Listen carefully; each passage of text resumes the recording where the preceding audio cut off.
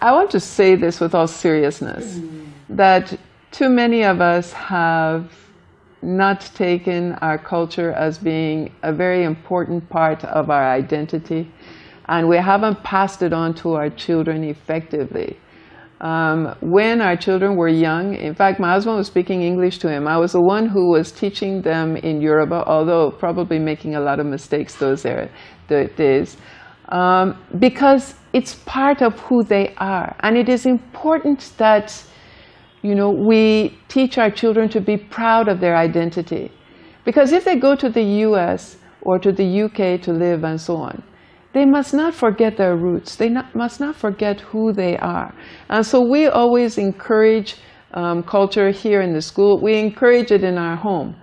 That even if I go to the US now, and my husband and I go to the US and we see our son at the airport, he will greet us properly as a Yoruba man, not as just holding out his hand. And this is something that, you know, when children don't know their language, they don't know their culture, you are depriving them of something very, very important, which should belong to them.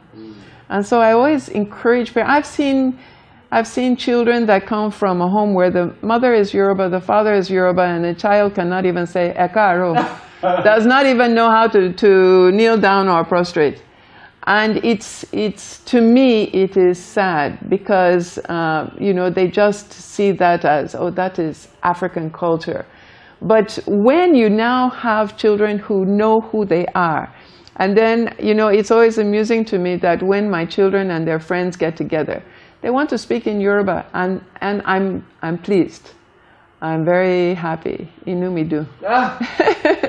Tori, Omo, Nigeria, Loa. So it is important that we do not deprive them of their roots, and that when, you know, even the Bible says, train up a child in the way they should go, and when they are old, they will not depart from it.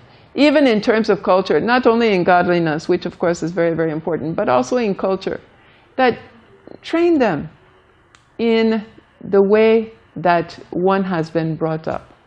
I mean, now my husband is always very, very happy when he gets on the phone and he is saying, Tokumbo Baoni, and that one will be speaking back to him, Dada Nimsa. And you know, they're very happy because then they can speak. And I will always tease my husband that he's reaping where I have sown, because he wasn't the one who really taught them. But Adupai Lodolong, thus far, God has helped us.